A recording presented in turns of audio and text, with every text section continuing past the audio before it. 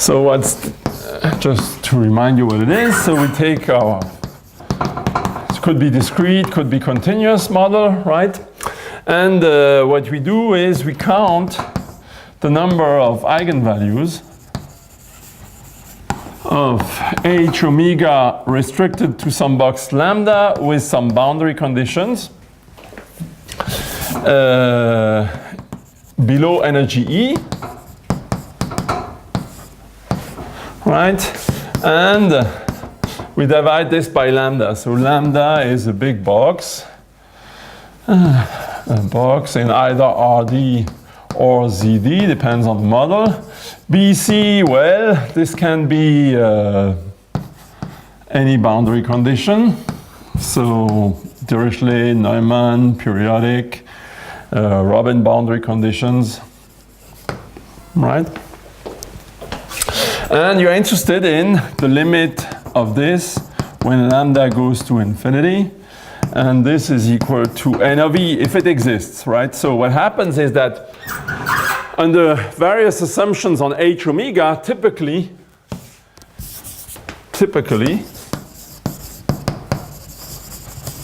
if h omega is ergodic, then n exists and is independent of the boundary condition, right? It should depend on BC a priori. I mean, you need a proof to show that it doesn't depend on the boundary condition, nor on the way you let lambda go to infinity, right? I mean, there are many parameters in there. You could, for example, imagine that the lambda goes to infinity in such a way that this dimension and this dimension in 2 dimensions, right, goes to 0. It could happen, right? You could try this, right? And it could happen, depending on your potential, that when you take such a limit, you get a different result, right? In the things that are really periodic, completely homogeneous, this is not going to happen, right? I mean, you have a lot of freedom. But so this has been studied for many models. This function, the density of states, the integrated density of states, is going to play a role in what comes, but it's going to be the main star, right, of today's lecture. We're going to say something about this, but I wanted to say something. We saw last time that for the Anderson model, this function was continuous, right? We saw that for Anderson model, so it's discrete and the omegas are IID. We had a very simple proof that the mapping, so of course this is non-decreasing, is continuous.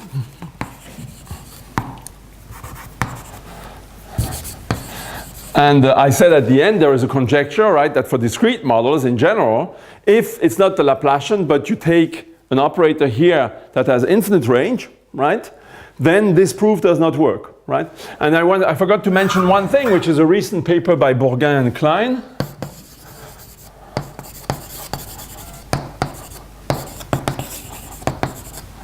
It's in Invenciones in last year. It's a very nice paper, and it's related to what's going to come in the sequel. There is a proof that if for d equal 1, 2, 3, right, if you define, you take minus Laplacian plus v omega, right, like this, you don't even need it to be, you take just an operator like this. Okay? You don't need v to be ergodic, nothing. The only thing you ask is you look at n plus of e, which is the lim sup as lambda goes to infinity of the same quantity of right, divided by lambda. Same quantity. And then they showed that in dimension 1 to 3 in the continuous on RD, they showed that, well, n of E, n plus of E is log Hulda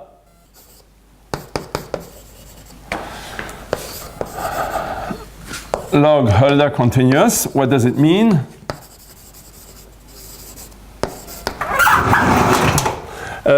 it means the following. It means that if you look at n of e plus epsilon, n plus of e plus epsilon minus n of e plus, then this is bounded by a constant times log of epsilon to some negative power nu, right? There exists nu positive such that you have this, right?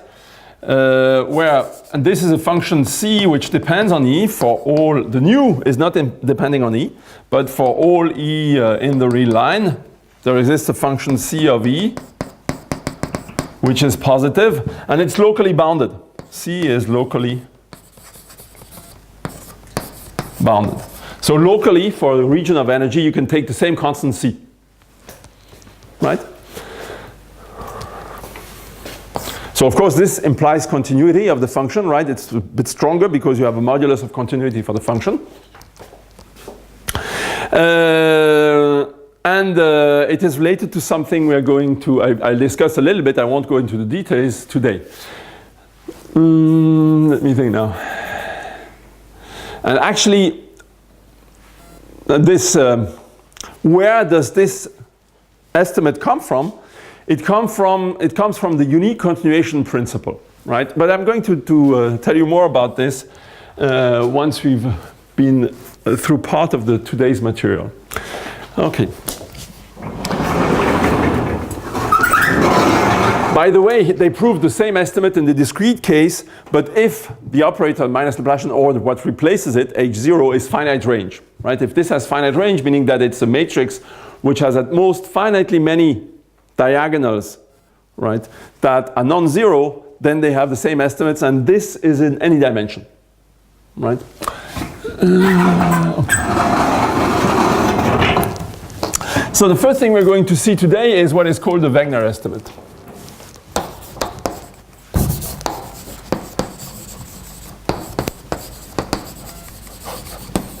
So this is named by Franz Wegener, which is a physicist. And essentially, he didn't give a proof of this. He didn't show the proof that I gave, but it's something very close, right? In 81, in the physics paper in 81. It's a very simple idea, as you're going to see. So let me explain you this. So we're going to do it for the Anderson model. Okay, consider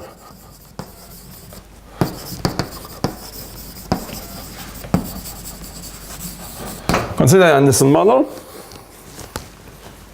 So on ZD, minus H omega is minus Laplacian plus V omega, where V omega is a diagonal matrix. So it's omega n delta n m.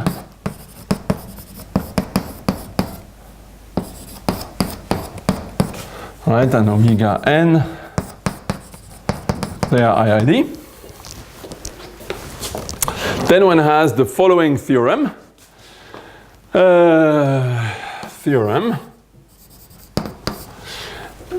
if you look, you can define the density of states, right? N of E exists. We saw this last time.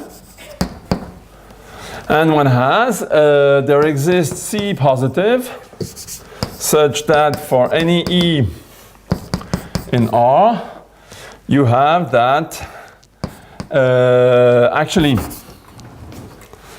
I'm going to write, and for any lambda in ZD, right, finite, lambda cube, do it for cubes. What do you have? If you take the number of eigenvalues of H omega lambda, right? So this is just, recall like last time, H omega lambda is just the following thing. 1 lambda, H omega 1 lambda, right? So this is just a characteristic function on the cube. And you look at this on L2 of lambda, right? Just look at this one. H omega lambda in E plus epsilon. Well, this is bounded from above by this constant times the volume of lambda times what I'll call mu of epsilon. Here I put a constant again, maybe a 2, I don't, let me think. I don't remember whether it's 1 or 2, let me check. I should have it here. Oops. Here I have, yeah, I think it's a 2. 2 epsilon, and where mu is the Levy concentration of the random variables, what is mu? Where mu of epsilon is the sup over E belonging to R of the probability that omega gamma belongs to E plus epsilon. Or omega 0 if you want, right, as their IID. Okay? So what does this say? What does this say? It says the following thing. It says that if you count the number of eigenvalues of your operator restricted to a cube that fall inside this small interval, it is bounded by the volume of the cube times this concentration. You see, imagine that your random variables are distributed in a continuous way. Take, for example, assume if you take omega gamma to be uniformly distributed or have a bounded density. Imagine that these have a bounded density, right? Let's say G. Then what you get? Well, if you look at the probability that omega 0 belongs to E plus epsilon, this is just the integral from E to E plus epsilon of G of x dx, right? By definition of the density. But if this is bounded, well, this thing, and this is positive anyway, so I don't need the absolute value, this is certainly less than times epsilon, the sup norm of G times epsilon, right? And what you get is that, so this is constant times lambda times epsilon, right? Which is what you expect. The smaller you take this interval, the smaller the number of eigenvalues inside the interval is, right? And the larger you take the volume, the more eigenvalues you have, because the eigenvalues get closer and closer to each other, right? Just like what happens for the free Laplace operator. But it holds for any real number E, or? It holds for any real number E. Real, sorry, yeah. Thanks, didn't see that. I said real. Yeah, sure. It's for all reals, of course. I wrote integers, but it holds for all real numbers.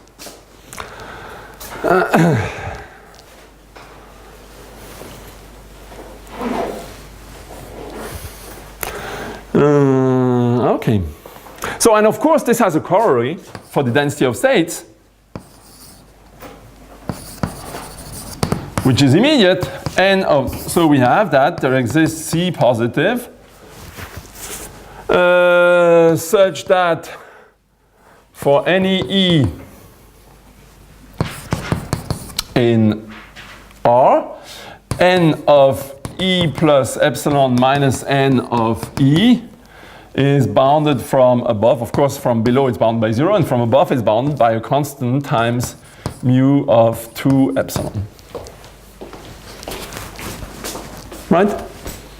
Because you just divide by lambda, go to the limit, and you got it. Okay? So this gives you a bound on the density of states, but of course, it could very well happen that this bound still be true, but this one be not true, right? In the sense that imagine that you have something here, you could have something like plus lambda to a power alpha less than 1, right? Plus some constant that blows up, that is not small in epsilon, right? But of course, when you go to the limit, because you divide by volume of lambda, you don't see this part. Okay, this is because you have two limits in there. Lambda goes to infinity, epsilon goes to 0, and these are not exchangeable in general. So you could have such a result without having this. The important result is this one, right? And in the result by Bourgain and Klein, what they prove is actually that you have this one with here, this mu of epsilon is the log epsilon to some negative power, right? There's something. Okay, so what's the basic idea behind this? Let me explain you what is the basic idea behind this. We're going to prove this, okay? We're going to prove this. The proof is not very difficult, but the basic idea is the following. This was not the way actually Wegener saw it, but it's nevertheless what he did. Is the following. So what are we interested in? Heuristics. Heuristics. Well, it's the following idea. Imagine you look at the probability space. So I just drew I see the probability space in the case of IID random variables as some cube. Of course, the cube is much larger. It's not three-dimensional. It's essentially the dimension of the cube depends on the volume lambda you're looking at, right? And you look at the real axis. And now you can consider the map that to a point omega associates the spectrum.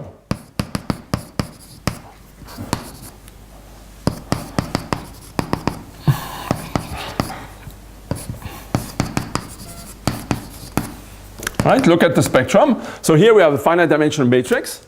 So the spectrum of H lambda, H omega lambda is E1. In the picture I removed the lambda variable, E lambda, omega lambda. Right? You look at this mapping. And what is it that you want to count? What is it that you want to measure? What you want to measure is the following thing. You pick some energy E, right? And what you want to count is, you want to understand, if I look at the inverse image of this interval, right, you have all these mappings. So for each, if you want, you can take for each n, you have one projection, right? For each n, you have one projection, which is just the nth eigenvalue. Okay? And what you want to do is, you want to, let's say, for example, for the nth eigenvalue, right? You look at the thing that to omega maps to E n of omega, right? And what you want to understand is what is the inverse image of this map. So I'm going to draw something simple.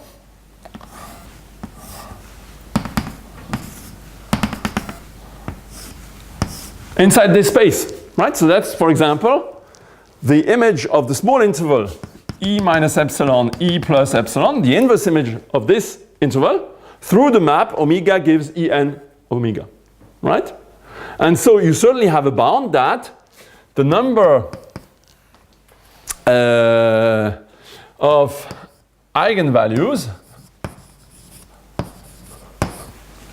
right? Let me say, so, sorry, so why do we do this? Why do we do this? This gives you the probability. This gives you the probability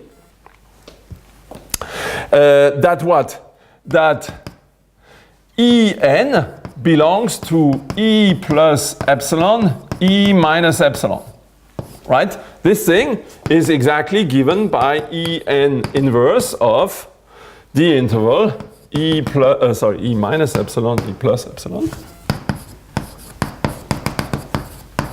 Right? This is exactly this. By definition, right? Just the probability, this is just the probability of this inverse image. Okay? So, yeah, the heuristics I'm going to explain is not exactly the one for the density of states. Okay, so for example, one of the things I wanted to say is, as a corollary of the Wegener estimate,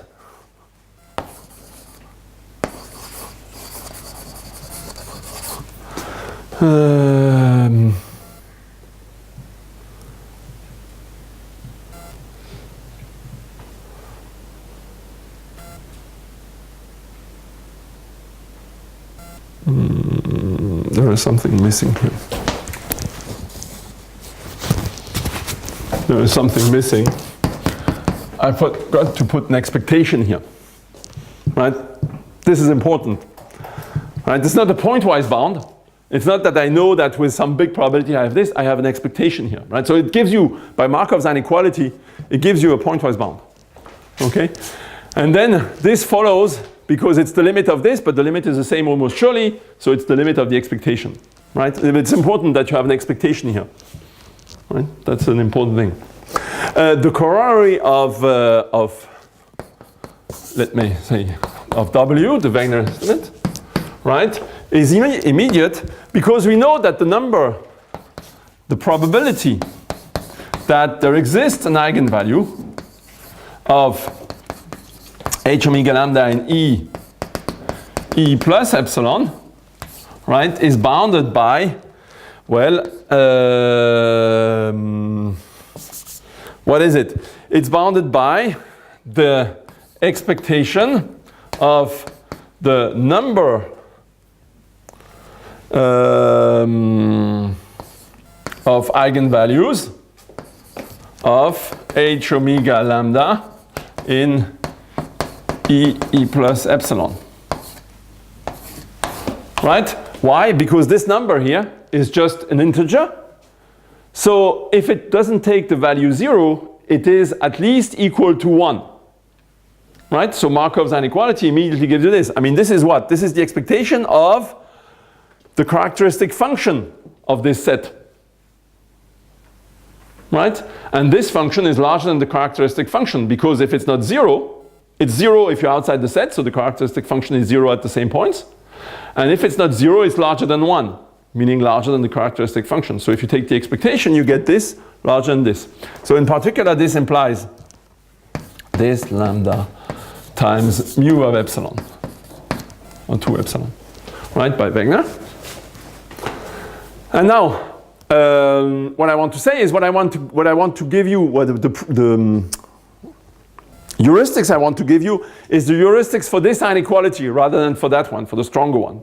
It's for the weaker one, right, with this probability. So why? Because now, if you do this way, well, if you sum this over n, right,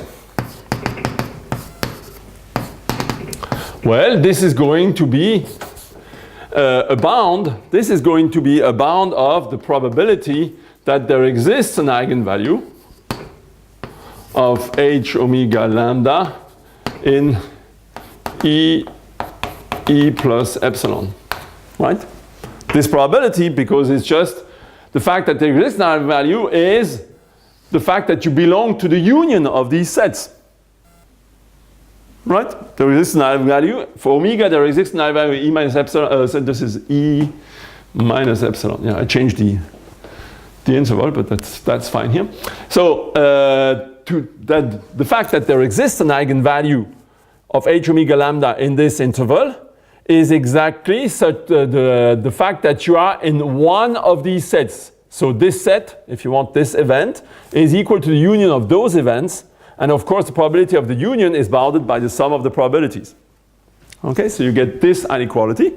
And now what it comes up here, how many do you have? You have 1 to lambda. So what you roughly want to prove is, what you want is something like this is bounded by constant times epsilon, by constant times mu to epsilon, right? If you prove this, then because you sum lambda of these quantities, right, for all n, you are finished. So what you want to prove is that,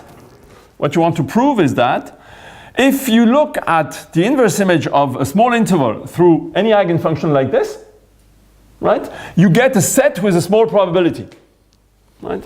So what are the conditions that could help you doing this? Right? Under which conditions can you hope doing this?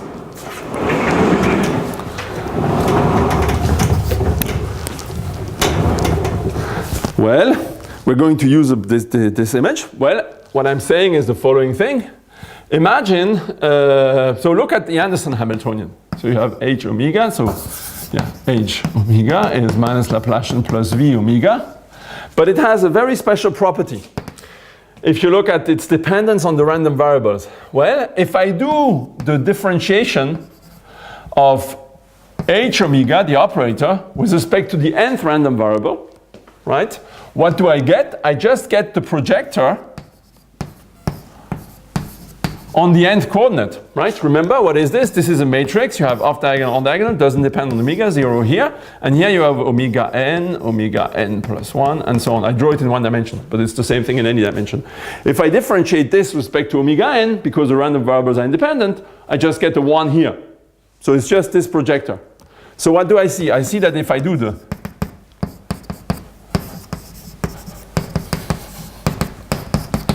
sum of those, I get the identity. What does this mean? It means that if I look at the vector field on the probability space, right? So you see it. This is because the probability space is realized as a part of R lambda, right? You can look at this vector field. What is the vector field? The vector field is just a divergence in this case.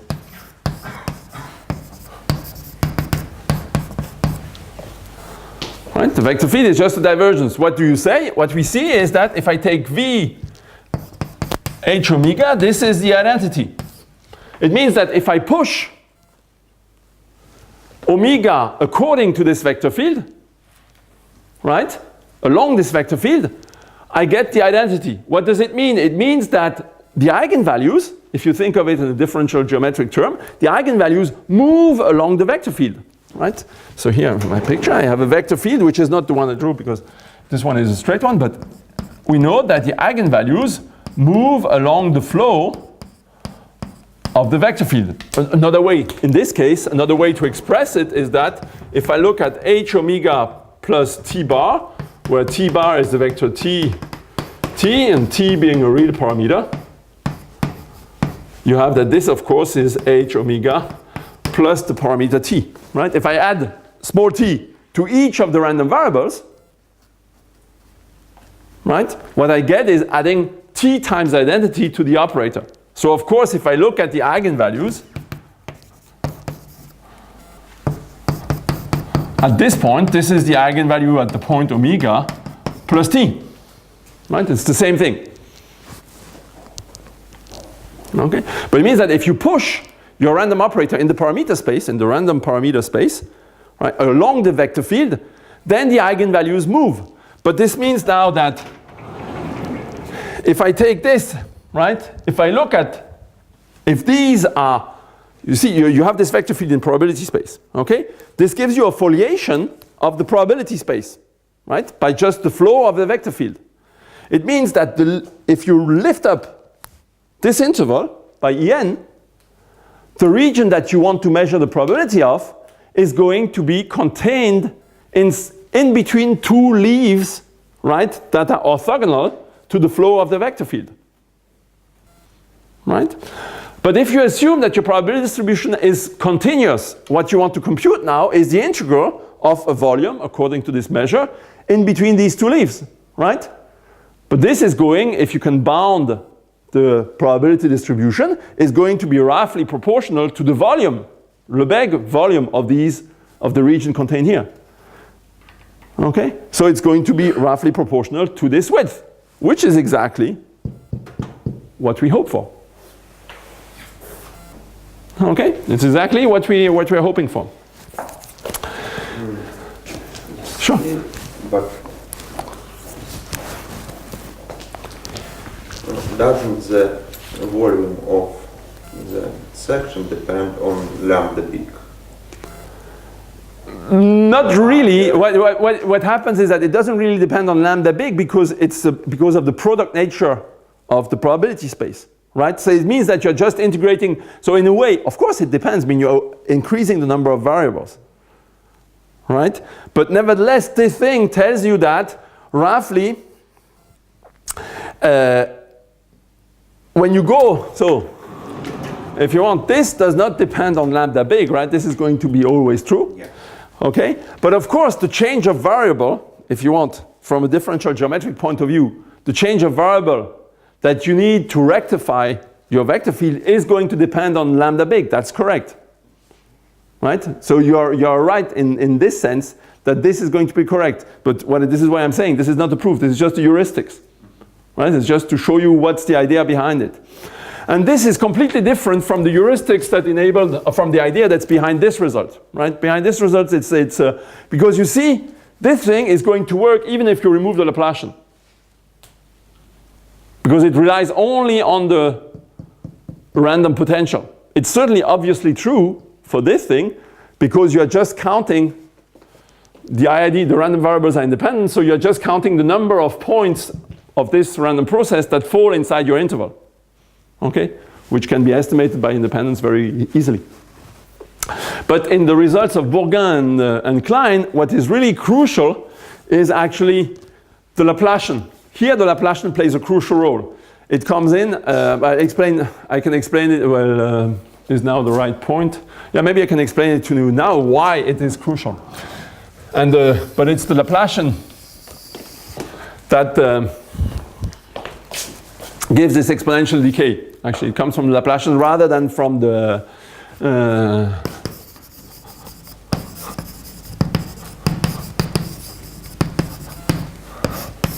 Bourgain and Klein. So what's the idea? What's the idea between Bourgain and Klein is what is called, actually it's also used in the derivation of these Wegener estimates, not for this model, but for the continuous model.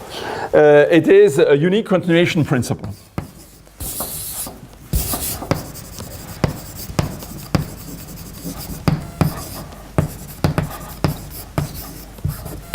So what's this? What's the unique? Actually, a quantitative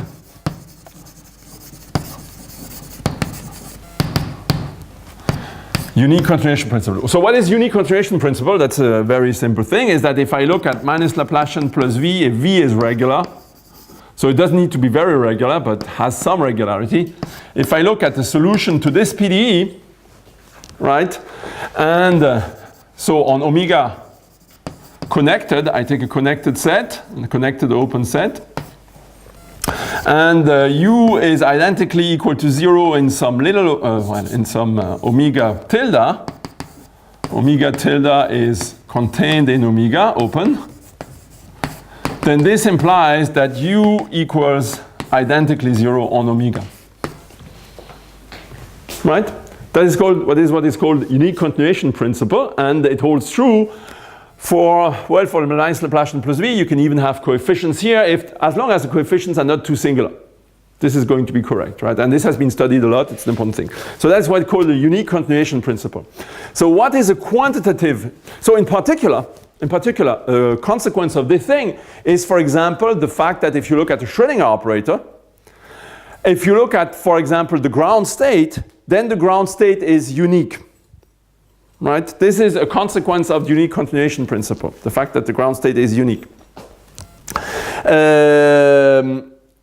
It also, you see, actually there you have other bounds. You don't need it to really vanish on an open set if it has just how many, behind this there is another thing which is more precise, which is that if you look at the number of derivatives, right, of the order, the maximal order of vanishing of your function, right, on at any point of the open set is bounded by a number. So if you need to take this open and bounded, right? If you look at bounded, open bounded set, then the number, the order of vanishing of your function at any given point is bounded by a constant. Just depends on the potential v, right? Of course, depends on Laplacian, but if you replace Laplacian by another operator, the constant that is elliptic second order, it's going to change too. But it's bound by constant v. And so in particular, it tells you that eigenfunctions can only vanish up to an order which depends on the eigenvalue. So because you just replace v by v minus some energy, right? And then the size of v is going to be, the potential v now being fixed, the size of v is going to be controlled by the energy, right? So it tells you that eigenfunctions can never vanish on some open sets because they are non-zero by definition. And their maximal order of vanishing is also controlled by the energy that controls to which they are associated, right? And then what you can do is you can play the following thing. You can try now, if I let me take omega to be a cube, okay? I can now do the following thing.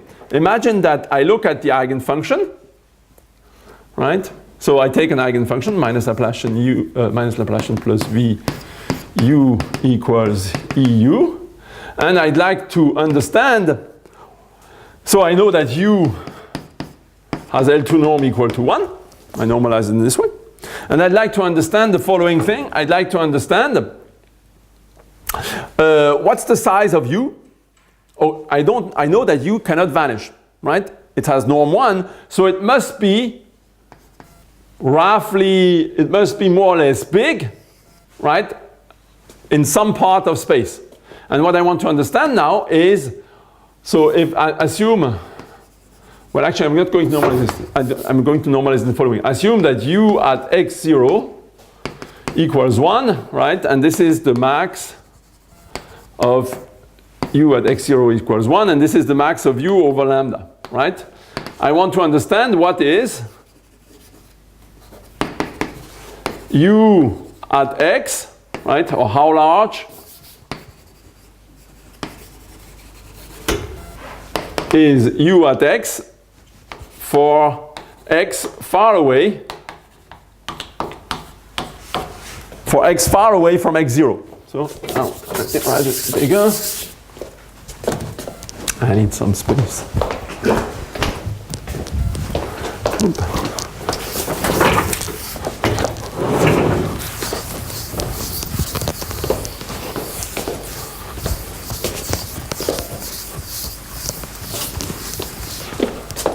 I want to understand. I look at, so I have, let's take lambda a big cube. Imagine that I have minus Laplacian plus v u equals eu. U at x0 equals max of u x on lambda. And I want to understand how large is u at x for the size of u of x for x minus x0 and x of course in lambda. Right? I want to understand. So I know that it never vanishes, but I want to understand how fast can it, not that it never vanishes, that it doesn't vanish on an open set, right? So I could do the following thing. I could look at, for example, instead of taking the point bound, this is nothing I can really say of, I can take a local norm for, it's better to do it this way, for x inside a ball of size x and radius epsilon, right? How large is this? I fix some epsilon, and I take just the local norm. I integrate this locally, right? So because it doesn't vanish and because it's a nice function, satisfies this PD, right? So ellipticity tells you that it's, if v is not too bad, this is a nice function. So you know that this, for example, this quantity is continuous in x, right? And it never vanishes, this thing never vanishes, just because, well, if it vanishes, it would mean that the function u of x needs to vanish on this ball, right? Which is contradictory.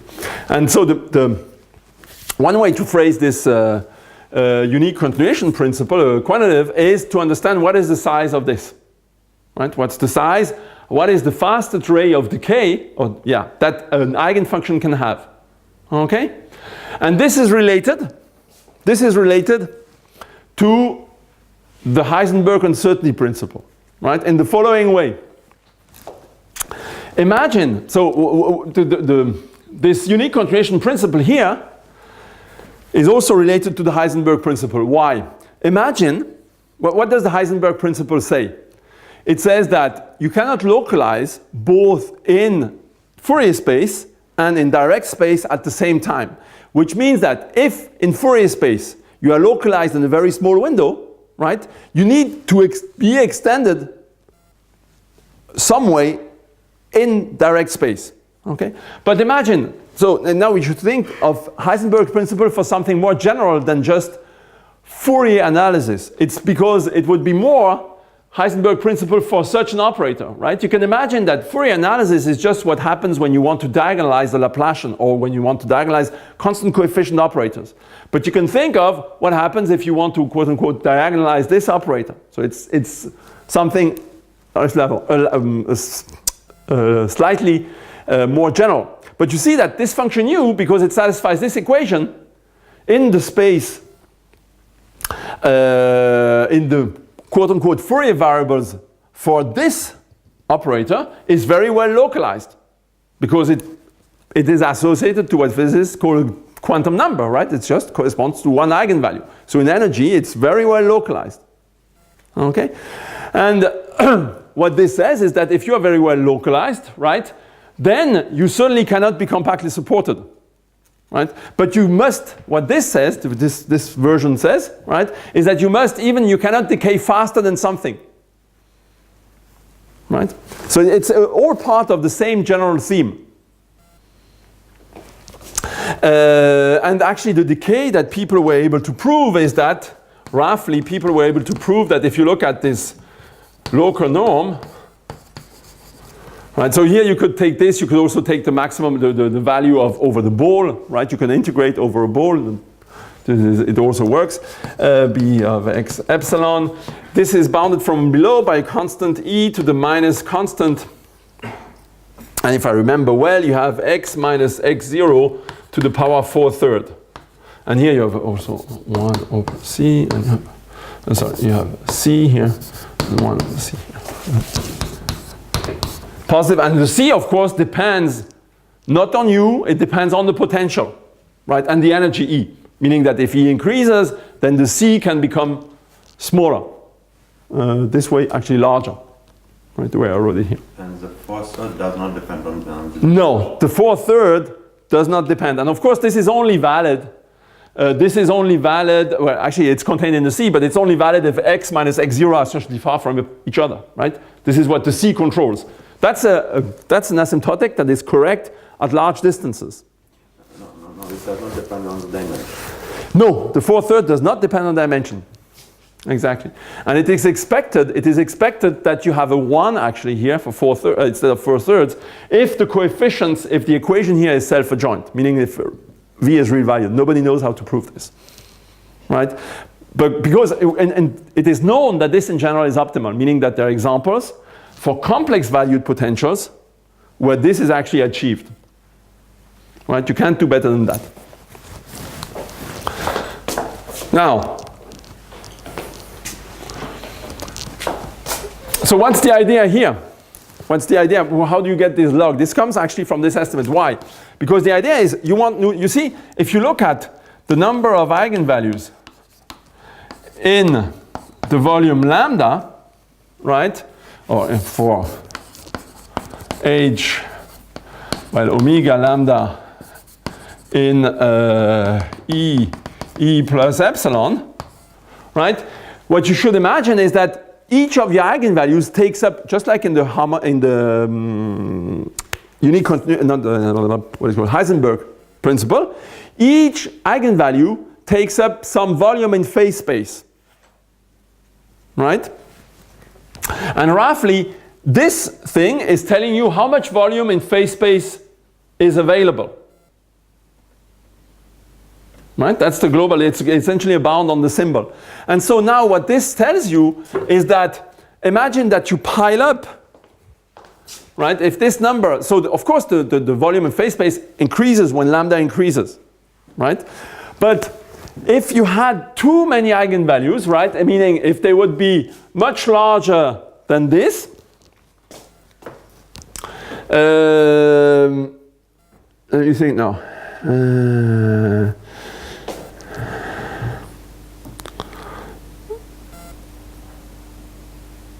Well, it's not directly. Let me think if I can extract it directly from this. This bound is there is no direct connection to.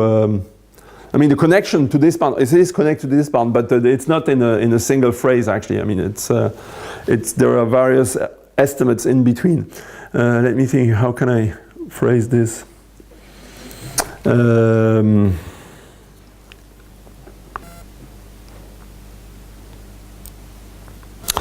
can I try to make this clearer?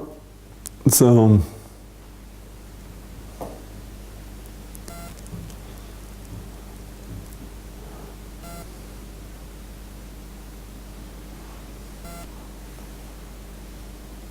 yeah, okay, one way, actually, this is not what you want. What you want is the bound in the other way, but in this direction it's easy. Imagine now that the thing would decay much faster than this, right? That you actually could become much smaller, right? Even be compactly supported, right? What would it mean? It would imply that because you have these compactly supported roughly eigenfunctions, right? You could actually pile for levels, you could pile in a volume lambda 1 over the constant, right? You have compactly supported, so you just do the following thing. You take a space and you put, for each, you divide the space into these volumes where you can have a compactly supported function, right? And you'd see that immediately you wouldn't get any bound like this. You'd get a lower bound by a constant, right? Which is just do the following. If you had compactly supported functions, you just place them here, right? And of course they'd be orthogonal and they'd be corresponding to the same eigenvalue, right? And so this would prove that you have a lower bound, right, of the quantity you want to this by a constant which does not depend on epsilon. Right? So you see that in this, what you see is that, of course, you need an estimate for this, not for just a fixed epsilon, right? You need to show that these constants here are roughly continuous functions of epsilon. You can choose a uniform one for epsilon, for E inside a small interval, right? There is more additional technical work to be done. Okay? But let me think, what we want to, so this gives you the fact that if you do not satisfy such a bound, meaning that if you have, for example, compactly, you don't satisfy this bound for any power here, you have compactly supported eigenfunctions, then of course, the number of eigenvalues is going to be roughly the volume that you have divided by the volume taken up by a one eigenfunction, right? And so this is going to be proportional to the whole volume, right, times this constant. Okay, and you won't get that it actually goes to 0 when you let the interval shrink to 0. Okay, but the other way around, let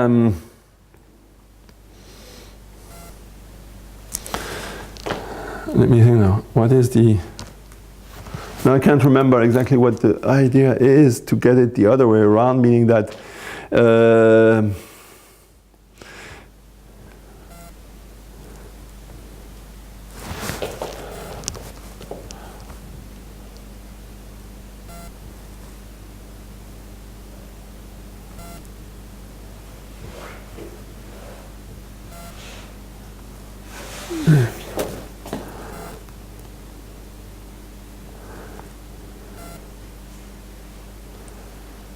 yeah, I don't remember actually what's the idea to get it the other way around. So this is just really giving you a very rough picture of what's the heuristic behind this, right? But this really, it doesn't use the randomness of the potential, it really uses PDE facts, right? So in a way, it's much more general.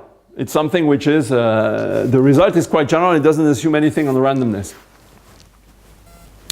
Okay, let's come back to the example, so to the Wegener estimate, right? And well, let's prove this.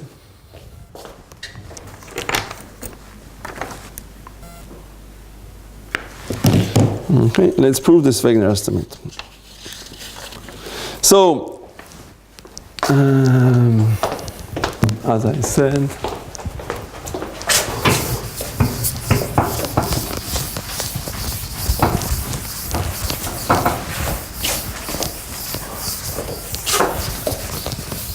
so what we want to prove of the Wegener estimate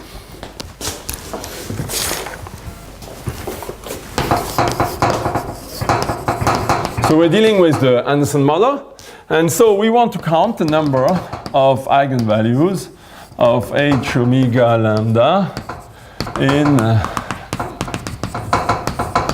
E plus epsilon, right? Well, actually, for it to be symmetric, I'm going to use this. Okay, and what is this? This is just the trace of the spectral projector of what I'm going to write in the following way. E minus epsilon, sorry, E plus epsilon of h omega lambda minus the spectral projector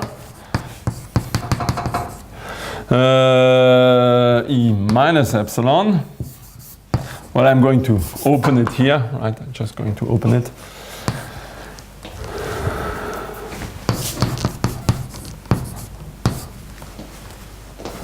Right? This is just this. And so the first thing I'm going to do is, so if I look at my interval, I have E plus epsilon. Here I have my characteristic function. So the first thing I'm going to do is I'm going to enlarge the intervals a little bit. 2 epsilon. And I'm going to replace these characteristic function by a smoothed out version, right? So here I have the characteristic function discounting. So here I have one of them, here I have the other one. So the problem is I don't have enough different colors. Maybe, this looks like green. Okay. So these are the characteristic function. And here what I'm going to do is I'm going to say that, well, I can upper bound by taking this. Here I take a smoothed out version. And here the green one, so that's for the brown one. The brown one is going to be bounded from above by this. And the green one is going to be bounded from below by this, right? So I choose a function rho. Take rho.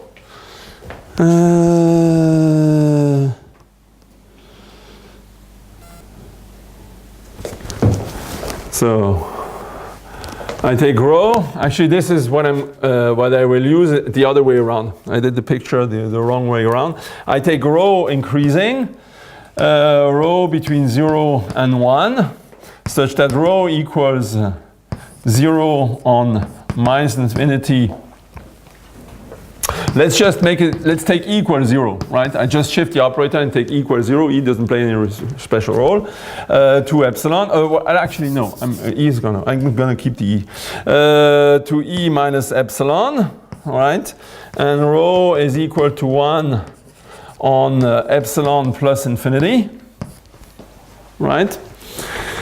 And what I'm saying is that, and rho C infinity.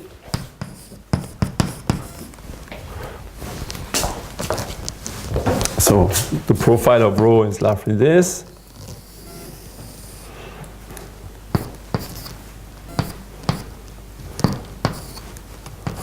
Right? And what I'm saying is that this is bounded from above by the trace of, so I replace, this is 1 minus rho if you want, of rho of h omega lambda minus E minus 2 epsilon minus rho of h omega lambda minus E plus 2 epsilon. Let me think, it's plus here and minus here.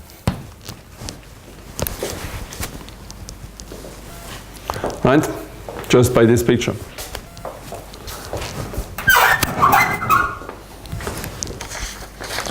Okay. And now let's look at the following thing. Let's look at the function that to E and omega associates the trace of rho of h omega lambda minus E.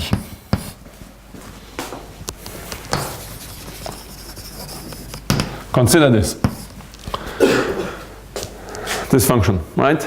So the first thing is that what I'm saying, this function is C infinity in both E and omega. And this function is C infinity in both E and omega. Why? For example, one way to do it is, first, if you look at rho, right, it only depends on rho inside some compact interval, right? Because the spectrum, indeed, well, there are many ways to prove this, but one way is the following, maybe the simplest. Meaning the one requiring the smallest number of tools.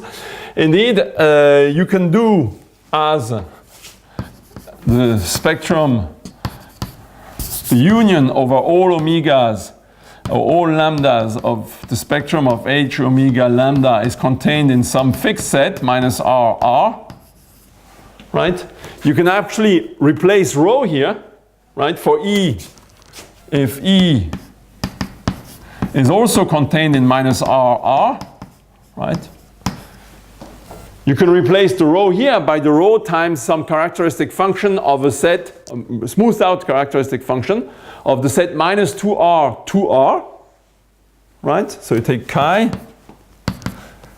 which has the following profile, so minus 2r, 2r, and you take, and here's minus 3r, 3r, and you take chi like this. Here it takes value 1.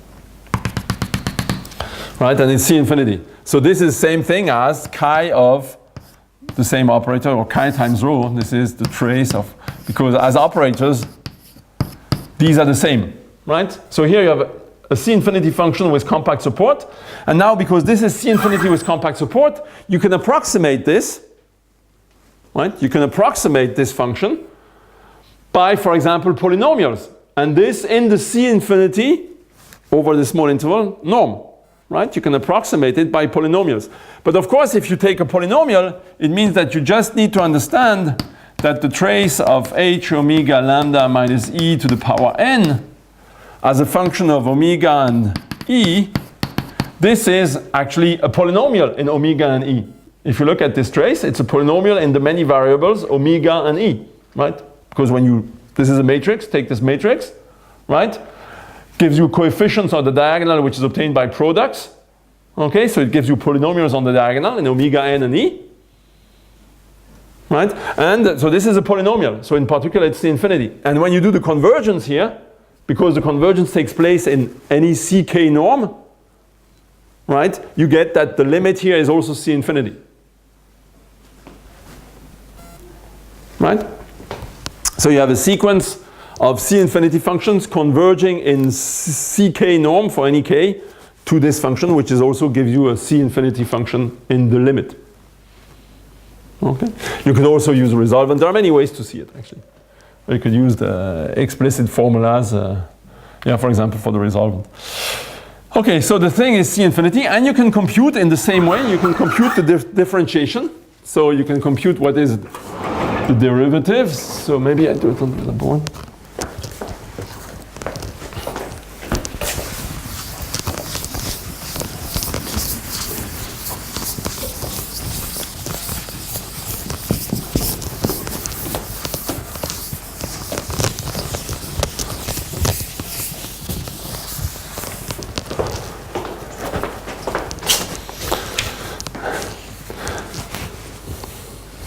And you can compute, one has proposition. If I do trace rho h omega lambda minus e, and I do differentiation in e, this is equal to the sum over n going from 1 to lambda d omega n trace. So here it is, sorry, I do this. This is the trace. I have a minus sign of rho h omega lambda minus e. Right, this C infinity function satisfies this. How many parentheses? Okay. Right number.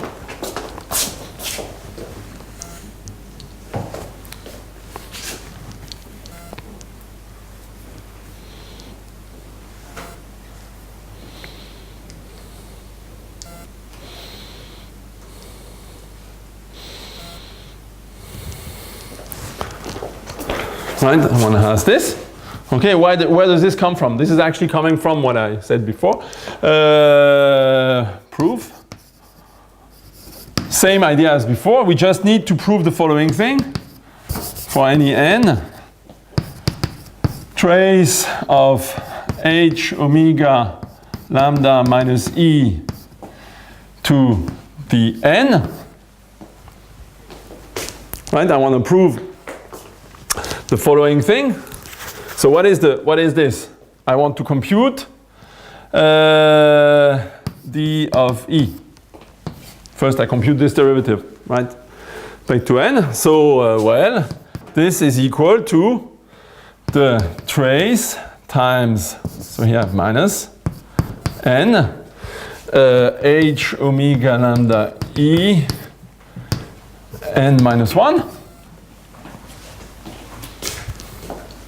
Right, you just differentiate. So here, you see, usually there is a problem because this thing is, well, if I take a matrix valued function, right, and I differentiate, okay, for example, product rule and so on, do not work as usual because they are not commutative. But in this case, because it's the same operator, right, and because when I differentiate this operator with respect to E, I get the identity, which also commutes with the remaining ones. Take the trace, I get the same thing, okay? Now if I do d omega n of trace h omega lambda minus E up, so it's not the same n actually, the omega k, right, what do I get? I get the sum for j equals 0 to n of the trace of h omega lambda minus E. Here I have n minus j d omega k h omega lambda minus E h omega lambda minus E to the power j minus 1.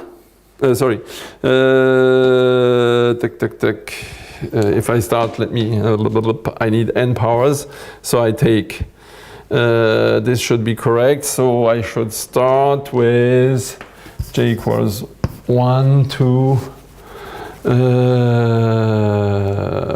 from 1 to n, okay? I just write this product and I differentiate each term, right? But of course, because of the trace, I get this one goes here, okay? And what is this? This is just, well, this is just as we saw before, delta k.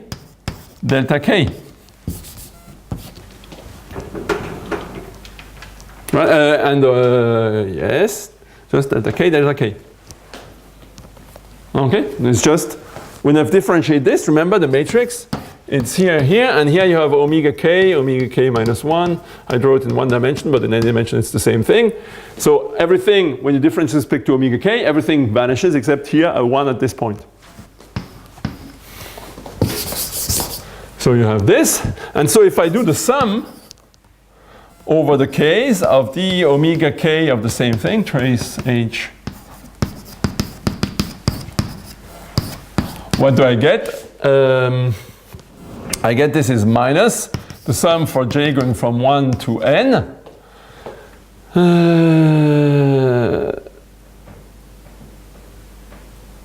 I'm wondering, no, that's fine. The trace of h omega k e to the h omega lambda to the n minus 1, and the sum over k, right, of delta k. So this k is in lambda. So this is just the identity, drops out, right? And all these terms are the same. So I get n trace h omega 1. Right, so which is the opposite of this one. Okay, so which is just minus the derivative of rho, so we computed it. This is just the trace of rho prime, trace of rho prime h omega lambda minus E. Right? You get this minus in the second. Oh, I'm sorry, there's no minus here. Yeah. There is no minus here, of course not. No, this is just the sum here, there's no minus.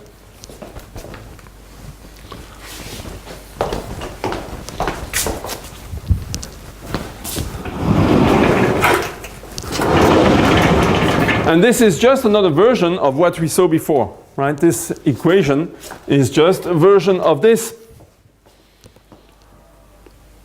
right? This is just another version. It's another way to rephrase this equality. Okay, but you see what this enables you to do is, well, I'm going to see here.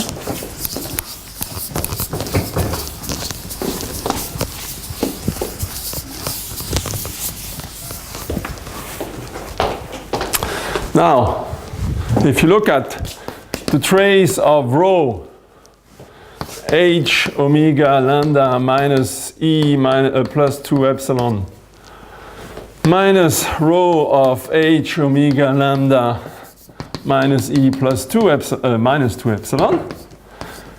Right? I'll write it in this way. This you can write as, because of, well, Frédéric difference of traces, this is the integral from minus 2 epsilon to 2 epsilon of minus dE, right?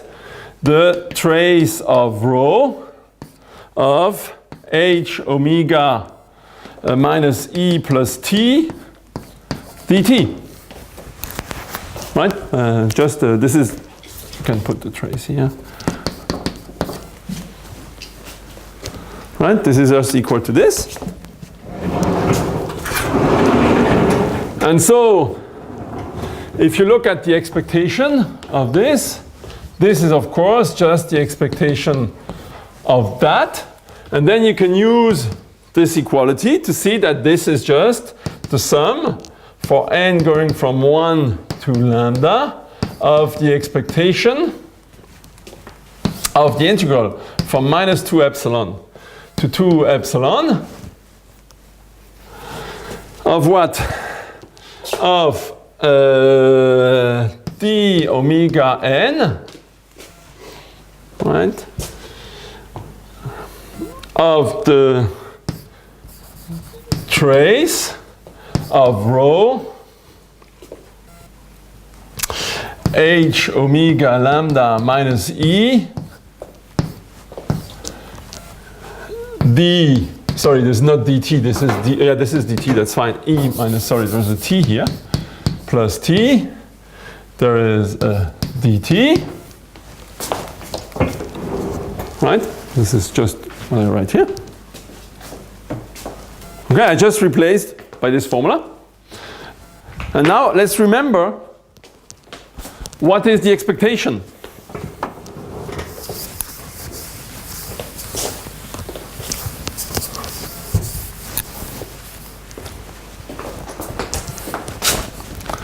Well, what is the expectation? So this is equal to the sum for n1 to lambda of integral from minus 2 epsilon to 2 epsilon dt, and here I compute the expectation of d omega n trace rho h omega lambda minus e plus t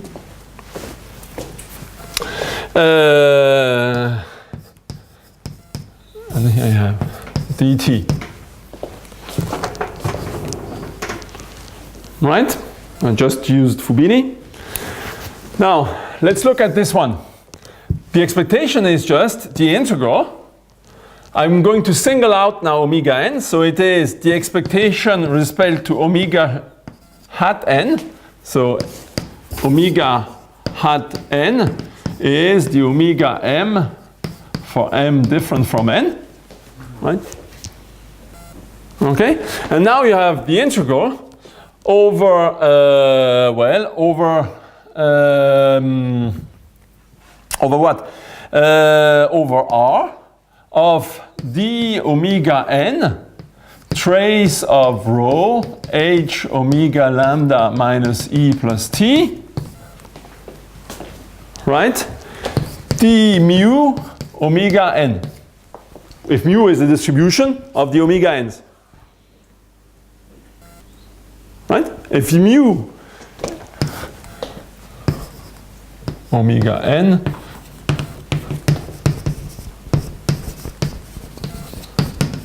well, maybe I don't call it mu, I have mu for something else, d nu. Right? That's the probability distribution of omega n. Right? I just use Fubini. I integrate first respect to omega n, or yeah, to omega n, and then I'll integrate against the other random variables. This is because they're independent, right? I just use the independence. So why do we integrate over r, not from minus 2 epsilon? Oh, because this is the integral, this is the expectation of the random variables, right? So it's over the support of d nu. So you see, we interchanged integration in energy. This is an integration in energy with an integration over a single random variable. Okay?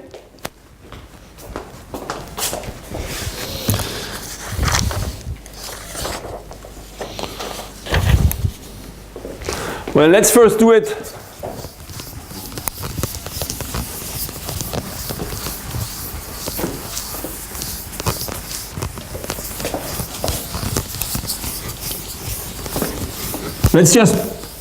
Let's first do it in the simplest case. Assume now, just to make it very simple, assume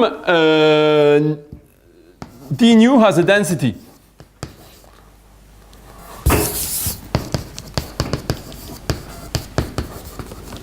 Right? Assume that d nu has a density which is bounded. Okay, just to make it simple. Then how can you bound this? Well, you can say that this integral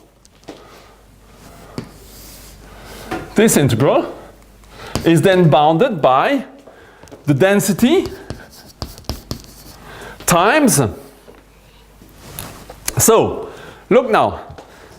If I look at the operator h, I take omega tilde n, omega n, right? And this is lambda minus e plus t. Okay? And I look this as a function, so omega tilde n is fixed, and I look at this as a function of omega n, right? This function of omega n is increasing, right? Because you have how does it depend on omega n? It just means that the operator on omega n, you have an omega n on one point on the diagonal, and the remaining coefficients do not depend on omega n. It's a function that is increasing in omega n, right?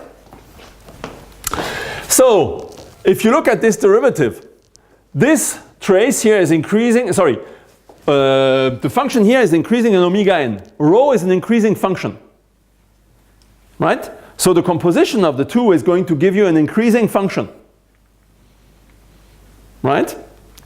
This is an increasing function of omega n. And now what you should do is you can look at the function, so if you want, you can look at the function trace, so this is f of omega n, which is the trace of rho h omega hat omega n minus e plus t. Okay? And what you get is that this integral is bounded by this times the value of f at plus infinity minus the value of f at minus infinity. Right? Because f is increasing.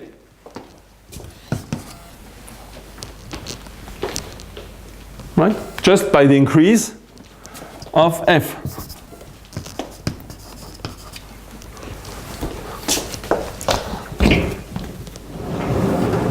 Okay, now let's compute this difference. Let us estimate this difference. Well, therefore, what do I want to say? I want to use the following lemma.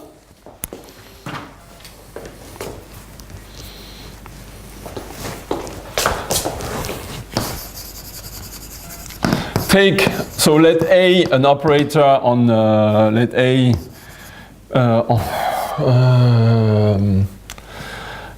self-adjoint on H Hilbert space separable.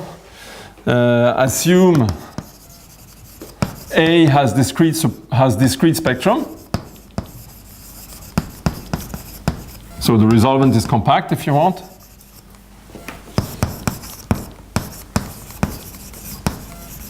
And take B. B just a rank 1 operator, right? Self-adjoint. So let B be rank 1, so B I can write as phi phi. I take it rank 1 and self-adjoint. It looks like it's like this form, right? It has to be of this form. And then we know, then let E1, so let me assume, let me assume that it's lower bounded. Just to make the writing simple. So I can write the eigenvalues E1 less than E2 less than En are the eigenvalues of A. Because this is compact, this one A plus B also has only discrete spectrum, right? Then E tilde 1 E tilde 2 are the eigenvalues of A plus B, then one has, for any n larger than 1, E1 is less than or equal, En, sorry, is less than or equal to E tilde n, which is less than En plus 1. You have this intertwining principle, right? Every eigenvalue of the perturbation is contained in between two consecutive eigenvalues of A. So, yes? Strange, because they necessarily increase. Sorry? They do, because this is positive, right? This is a positive operator. That means it's rank 1, it's positive. Okay. If you take it negative, of course, you have it the other way around. Okay, it's just a...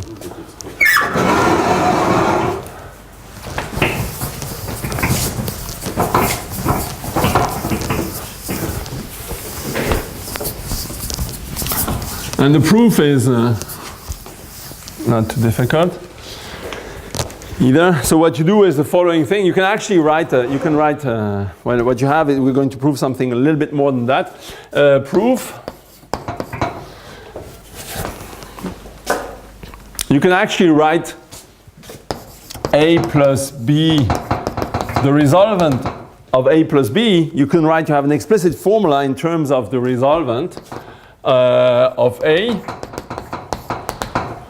Just copy it. It's a computation, right, that you just make. So it is minus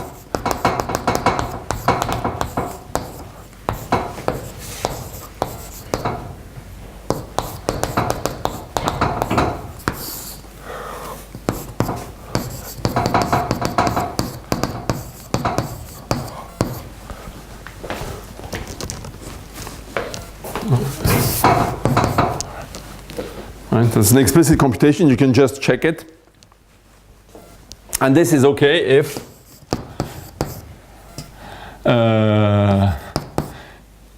E does not belong to the spectrum of A. Right? One can compute this, so just make the product and you'll see that it works out. Okay. So first thing.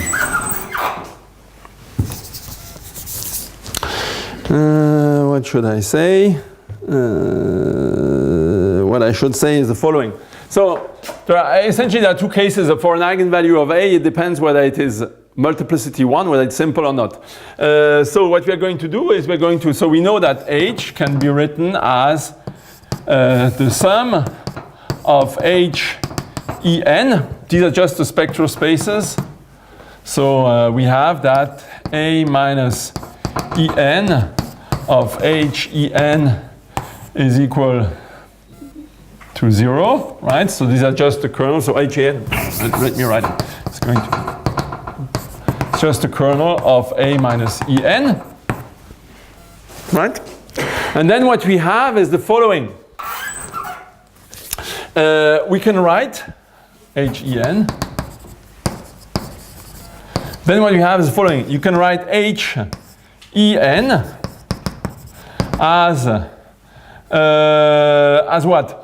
As H0 En direct sum with H1 HB En, where HB En is just the vectors in the kernel such that phi scalar v is equal to 0. So it is equal to phi orthogonal intersected with Hen.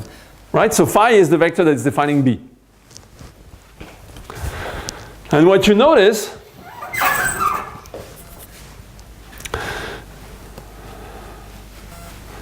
so of course this thing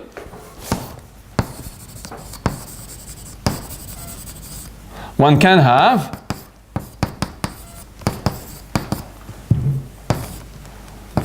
that this vector space is reduced to 0, right? Okay, so this happens, for example, this is equivalent, that this is reduced to 0, is equivalent to say that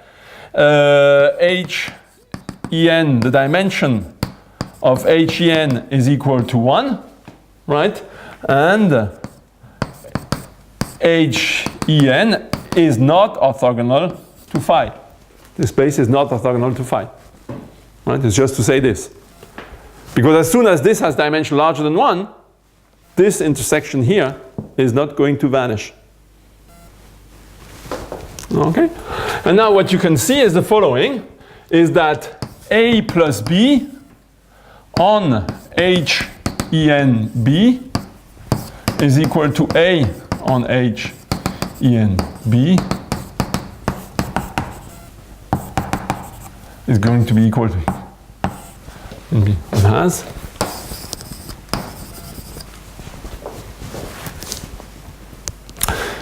So what do we have? We have that when these vector spaces, right, are not reduced to 0, they actually contain eigenvectors of this operator. Right? Or if you want, I can say, I can write it this way. It's better. So this is going to be A minus En. It's going to be 0. Right? This is. So if you want, HENB is going to be the kernel of A plus B minus En.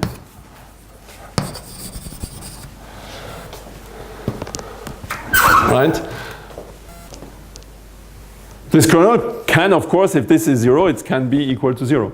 Right? So this is actually kernel. So if these have multiplicity, if the eigenvalues En have multiplicity larger than 1, here we already have part of the spectral decomposition of A plus B. Right? And now what we can do is we can look at, so we can write H equals H0 plus HB. Right? Direct orthogonal sum. And of course, HB is the sum over n of HENB, and the same for H0. 0. Right? And the operators A and B both decompose over these two spaces. If you look at the matrices, if you write the operators as matrices,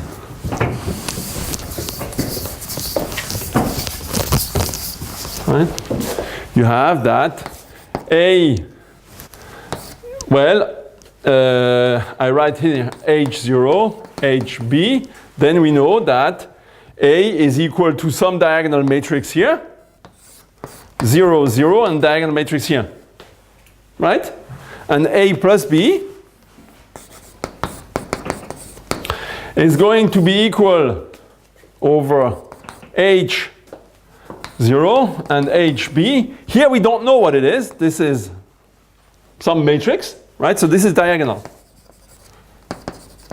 This is just by the definition of H0 and HB. This is just diagonals. This is the ENs, and these are the ENs as well. These may not exist, right? It's possible that this one is just 0, so it doesn't exist. And here what we get, but here we get a diagonal. And here we get 0, 0. Right? This we know for sure. So the spectrum that we're interested in, this one we already know. We just need to know this one. Right? But this one is going to be given by the equation over there. So we can reduce ourselves now just to this space, to what's happening on H0. This is a spectral stable space. Right? We just look at H0, which comes to doing the following thing, assuming that all the eigenvalues of A are simple, and none of the eigenfunctions is orthogonal to phi. Right? This just comes same thing as assuming. So we assume A has simple eigenvalues, and for any phi, for any eigenfunction, and for any n, phi n, scalar phi does not vanish, right? Because otherwise, you are in the case when HB is not equal to 0, so you put it on the other side. Okay? So what we showed is that the general case is reduced to the case when A has only simple spectrum, and none of the eigenfunctions of A is orthogonal, is in the kernel of B, if you want. To be orthogonal to phi is to be in the kernel of B. It's the same thing.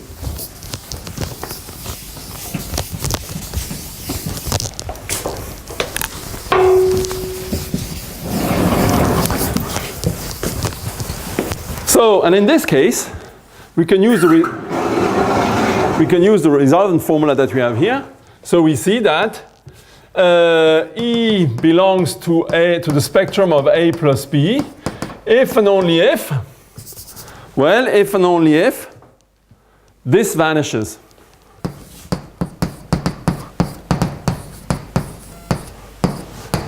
Equals to 1, but this can be rewritten in terms of the eigenvalues as sum of phi n modulus squared divided by En minus E is equal to 1.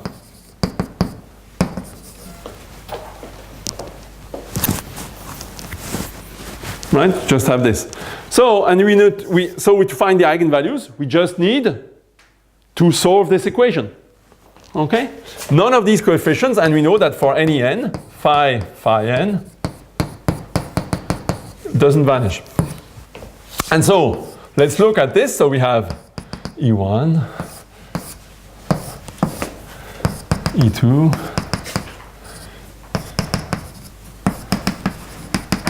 En plus 1, right? If I look at this function here, the coefficient here is positive. So what do we know? Let me graph the function.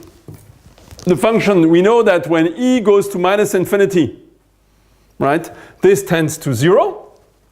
Okay, so here I graph this function. Let me call this gamma of E. Here I graph gamma. So this goes to 0 with positive values, right? And now between En and En plus 1, when you converge to En with, sorry, this is not correct. So I said E to minus infinity. Yeah, this is correct. When you converge, when you go to E1, of course, E less than E1, the first thing here blows up. So you have some hyperbola here. And here what you have is something that blows up. Right, and goes this way. If I compute the derivative, I see that derivative is positive. It's a sum over the same thing divided by the squares. Right? And what do I see? I see that for every interval here, I find the value E tilde n,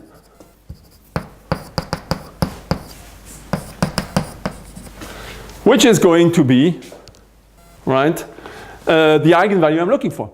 So every eigenvalue, so we already had those that were in there, right? And every other eigenvalue is going to be sitting in between these two.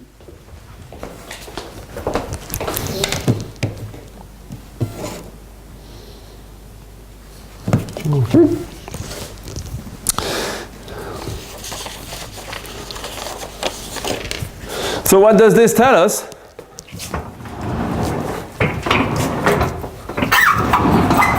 So you erase this.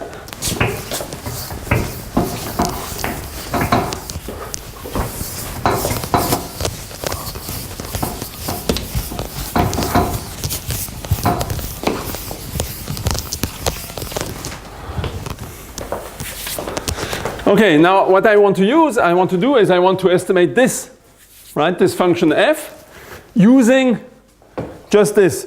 Okay, so I want to estimate.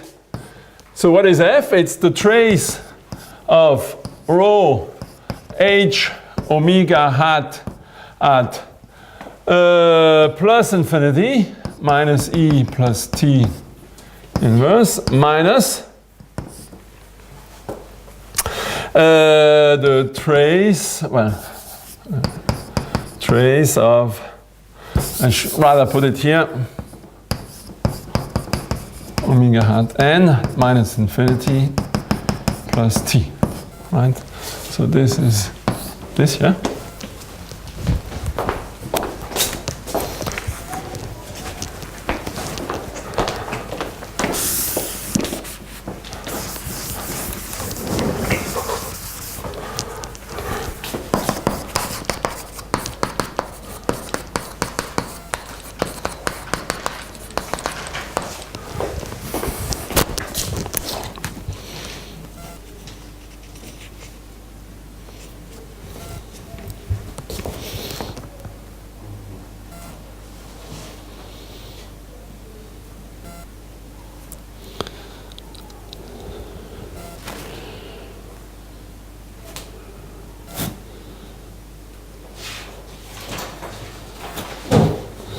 So what is this? So let me do it for a large number, right? This is the limit. This is the limit when m goes to plus infinity of minus m to, plus m to minus m. Right? So here, these are just eigen, so this is just, so this what is in here is just equal to the sum for k equals 1 to the volume of lambda of what? Of rho e k, the kth eigenvalue, right? Of what's happening at, I don't rewrite all the variables, but at m, right? Minus rho of ek at, so this is minus m, at minus m. So when I increase from m to minus m, right? And what do I know? I know that this is, well, rho is increasing, right? So I know that, what can I say? I can say that ek at minus m is contained between ek minus 1, let me think, what way should I write it? I want this to be, sorry, ek at m, so I'll start with this one. Ek at m is contained between ek plus 1 at minus m and ek at minus m, right? I know this.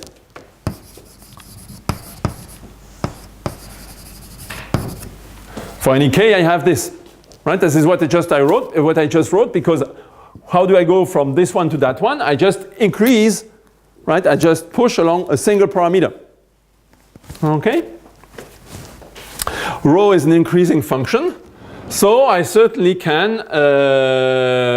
So you can. What you see here is this is just a telescopic sum, right? This is bounded by. This is bounded by what?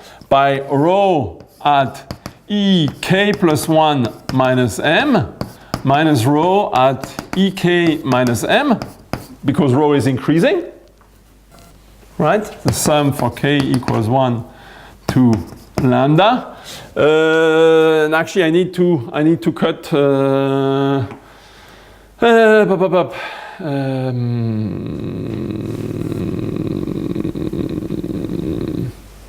there's one thing, no, there's one thing I need to do. So this is, I can do it till lambda minus 1, right? And then I need to keep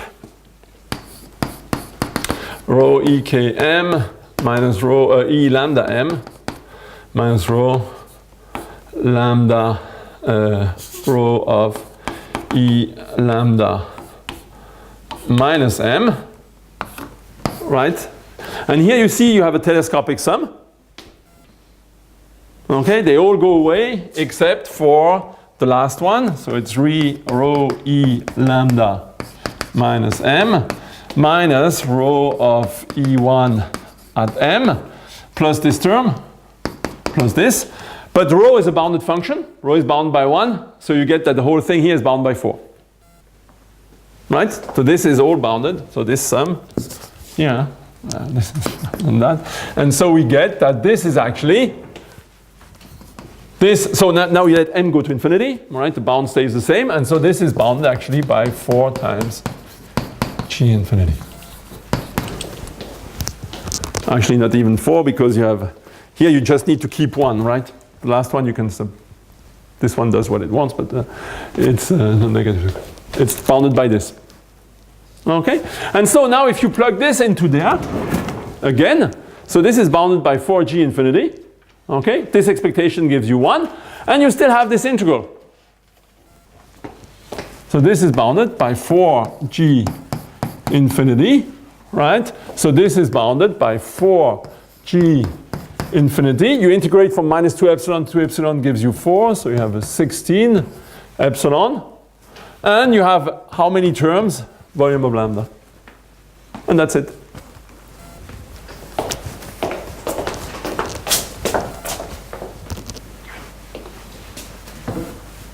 Okay? And now if you want to do the general case, right, what you want to do the general case, what you need to do is to adapt this. Right, you need to change this slightly.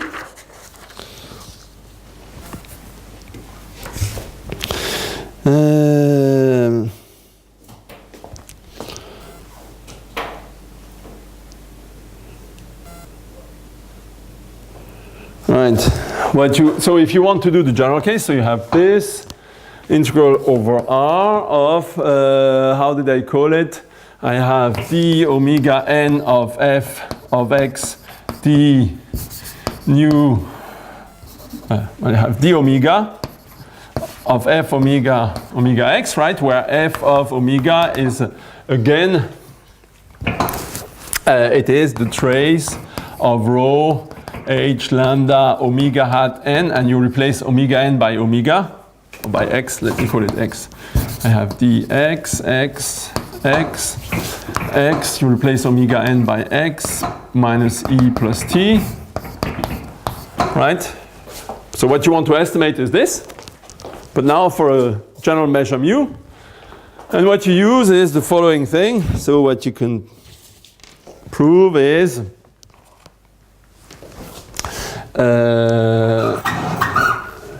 let me think. What do I? No, there is something fishy in my notes here. What did I do? It's okay. That's.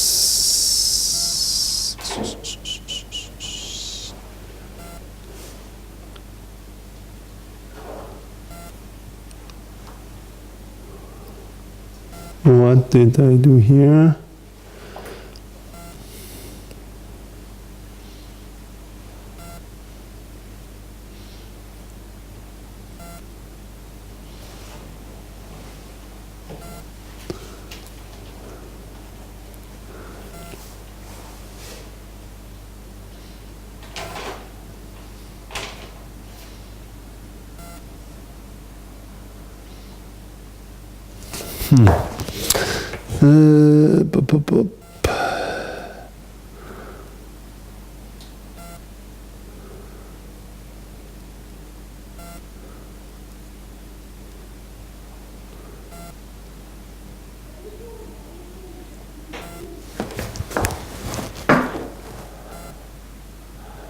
Yeah, I need to, okay.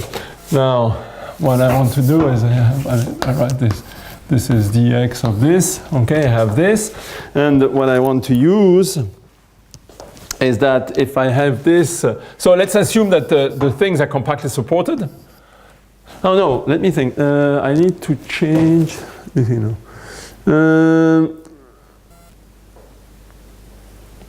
You should just approximate mu by some mu sponge. Yes, one can, but I think there is something, actually, when I have the notes, if I do this, what I have is that, but I have one more. I just want to use integration by parts if you want, right? I want to use integration by parts. If this is differentiable, what I want to use is integration by part to say that this is equal to the integral over a b of nu b minus nu x dx of f dx integrated against Lebesgue, right? That's the only that's what I want to use. This is just a formula of integration by parts.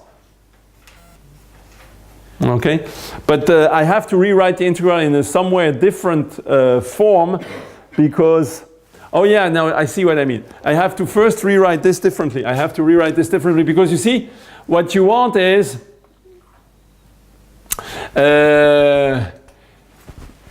yeah, you want to write things in a slightly different way. Yeah, you have to, if you want to do the general case, you want to rewrite things in a different way.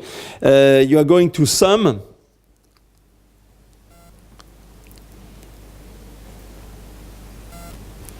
Yeah, what you are going to do is you're going to do it in the following way. You see, the idea is slightly, it's just another way of writing things. You see, I start from the formula that I have on the top over there, from this one. I'm going to start from this one. If I write the expectation of rho h omega lambda, right, minus e plus 2 epsilon minus the trace, of course, trace of rho h omega lambda minus e minus 2 epsilon, right? I can take equal, let me just take e equals 0, right? I can put it inside the h, doesn't change anything. Okay, this I can write as the sum for k going from 1 to lambda of expectation of trace of rho. And here what I do is I take omega hat,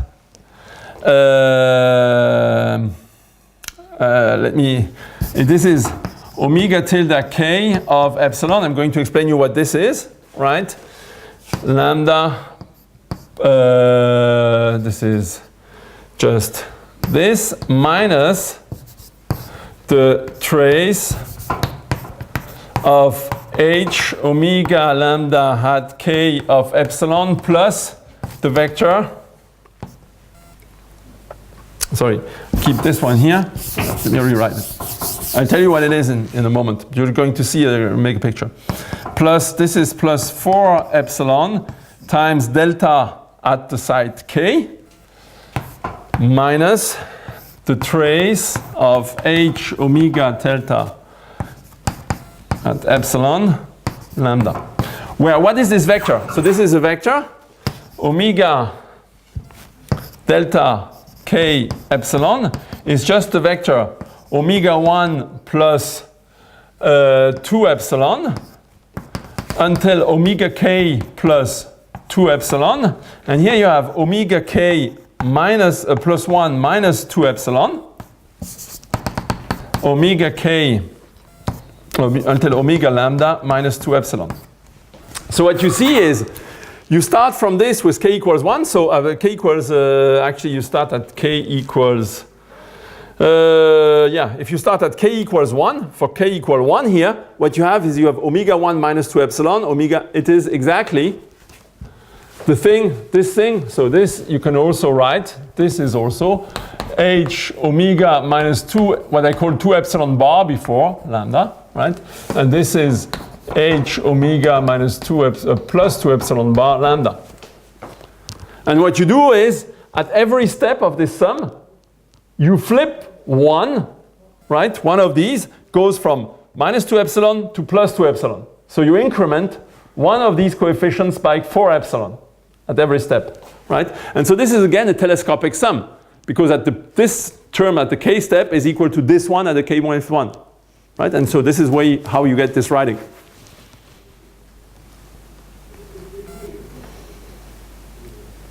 And now inside here, this term now, you're going to write this. So you take the expectation.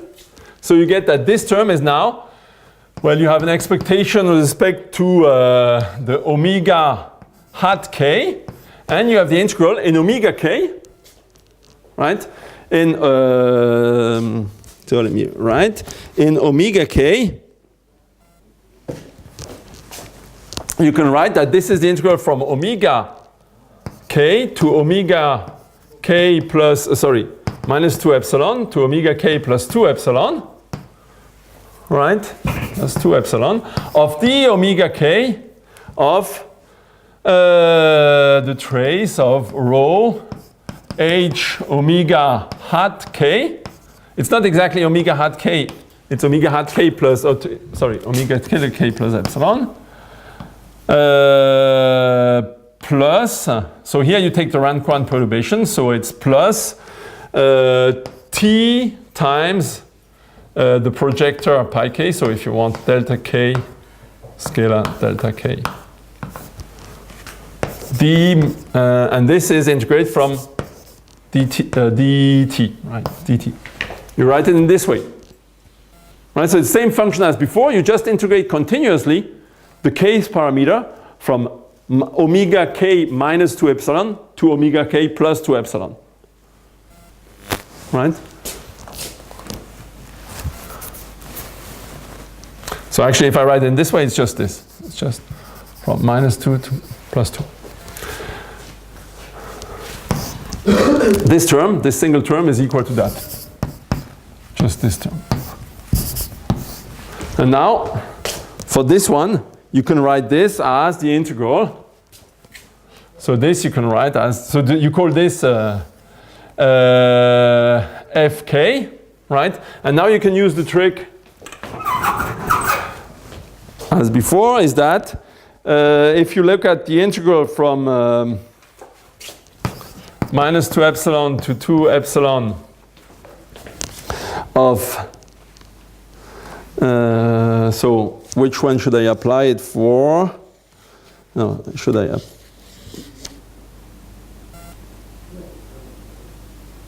anything now?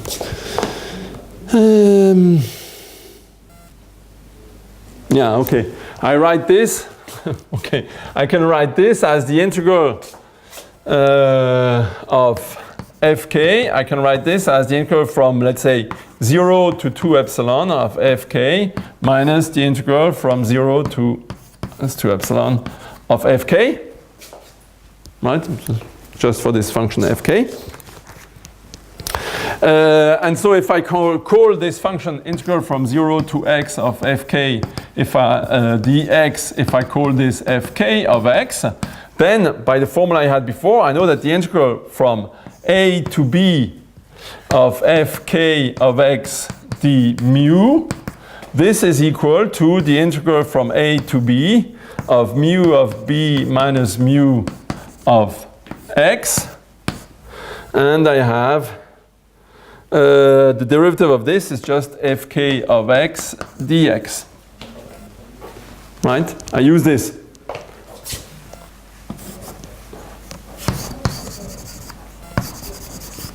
One has. And here there is, oh sorry, there's one thing missing here. Here I have integral against d nu.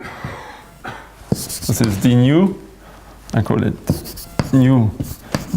I can integrate d nu of in the omega case variable, right? I have integral for some say, let's say what? Let's say that this is equal to from over a compact set. Integrate over a compact set. Okay, I have this integral that I forgot. This is the expectation in the omega k. Right here, I just rewrote the formula, and then I have an expectation in the omega k. And now.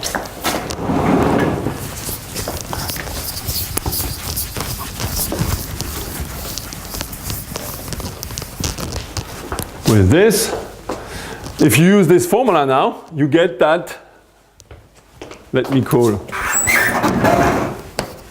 T is bounded by the sum over the k's. And what I get here is, you see, I take this integral now. So this is, if you want, from minus m to m. From minus m to m, I take m here. Right? And what I have is I have the difference of the two, so it's bounded by the e omega hat k, and I have, so I'm interested in, I have this, so here I have, what I have here is integral from, no, I have fk at 2 epsilon, right? I have the integral from minus m to m of fk at, sorry, not 2.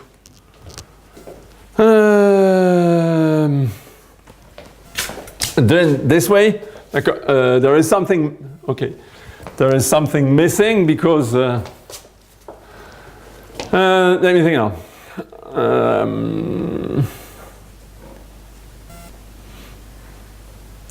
So this is correct, but this is not what I want to define as fk. What I define as this is omega, this is fk of omega k. Let me think. Plus t. Right? I look at this at fk of omega k plus t. So here I have f of omega k plus 2 epsilon minus fk of omega k minus 2 epsilon, right? And I integrate this against d nu. But now I can use this formula, right? So this is equal to the integral between minus m and m of nu at, oh yeah, nu I didn't say what it was. What is nu here? This nu at x is just nu from minus infinity to x. It's a primitive, right, of the density d nu. So I get that it is nu at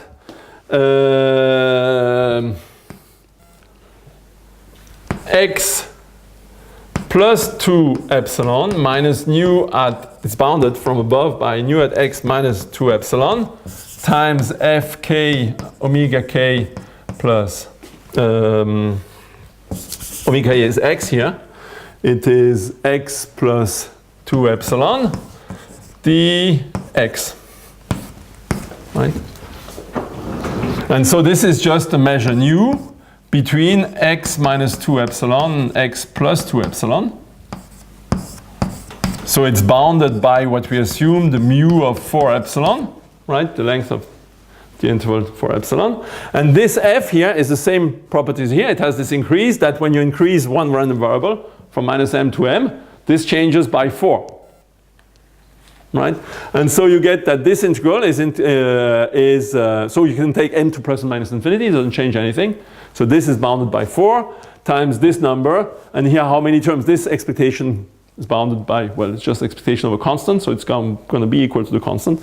And then you have the number of variables, goes from 1 to, and you get that this is bounded by 4 times lambda times mu of 4 epsilon. Right. And I had a mu of 2 because before in the theorem I took energies E plus epsilon. Here I took E minus epsilon, E plus epsilon. This is why I have a 4 instead of a 2. Okay, and I think I'm already considerably over time, as usual. Yep, exactly, by exactly 1/2 hour. Well, thanks for your attention and sorry for being late.